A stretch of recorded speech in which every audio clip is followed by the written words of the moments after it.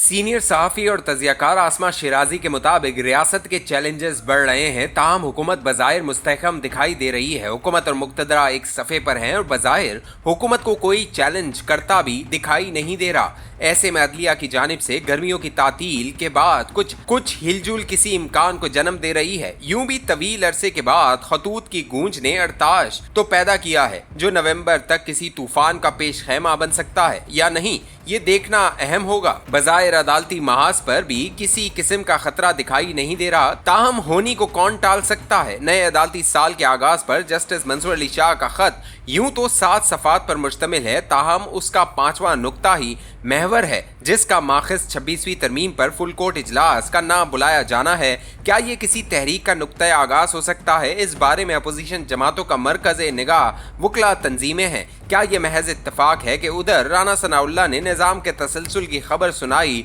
तो उधर Islamabad high court से दुहाई आई, इधर हुकूमत ने आर्मी चीफ की मुद्दत में तौसी का कानून बताया तो उधर सुप्रीम कोर्ट से एक और खत आया। जस्टिस अथर मिनल्ला ने मौजूदा हाइब्राइड रिजीम को गैर आइनी करार दिया तो 26वीं तरमीम एक बार फिर शदोमत से जेर बहस आई और अदलिया में इख्तलाफात ने खबरों में फिर जगह बनाई। मगर सवाल फिर वही कि इसका नतीजा क्या निकलेगा। निज़ाम के तसलसल ने जहां अदलिया की खामोशी तोड़ी, वहीं अपोजिशन को भी एक सफ़े पर लाने की कोशिश की है।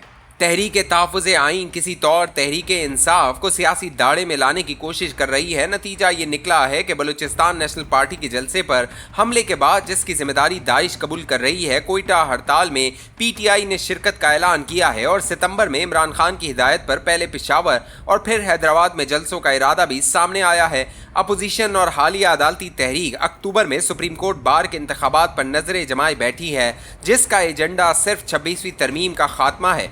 अगर बार इंतखाबात 26वीं तरमीम के खात्मे के हक में नतीजा खेज साबित हुए तो अपोजिशन किसी तहरीक की जानिब बढ़ सकती है, जिसका आगाज मौजज़ जज साहिबान ने कर दिया है। अगरचा चंद जज साहिबान 26वीं तरमीम को फुल कोर्ट इजलास के जरिए ख़त्म करवाने की कोशिश में हैं, ताहम वकला तंजीमें इसी नुक्ते पर तकसीम के 26वीं तरमीम पार्लिमान का इख्तियार है। इस सूरत हाल में तहरीक इंसाफ का किरदार अहम भी होगा और दिलचस्प भी, क्योंकि इमरान खान अवामी तहरीक के बजाय अदालती तहरीक से फ़ायदा उठाने वाले बन सकते हैं। क्या अपोजिशन जमातें नवंबर की जादुई तारीख को भी मतमए नज़र बना रही हैं, जिस पर हुकूमती अहम शख्सियात बाकायदा लाए अमल बना चुकी हैं। बहरहाल ताहाल हुकूमती बंदोबस्त PTI और मुक़्तदरा की मखासमत पर खड़ा है। अवामी मजम्मत में नाकामी के बाद अब सिस्टम के अंदर से नई जंग का आगाज हो चुका है। पानी की रवानी में मौज मौज कहानी है। दरियाओं नदी नालों में बहते रेले कई तस्वीरें बहा रहे हैं, कई सूरतें उभर रही हैं। पानी उतरेगा तो बताएगा कि बचा क्या और बहा क्या है। अंदेशे और खौफ हम जैसी कमजोर मईशतों की सबसे बड़ी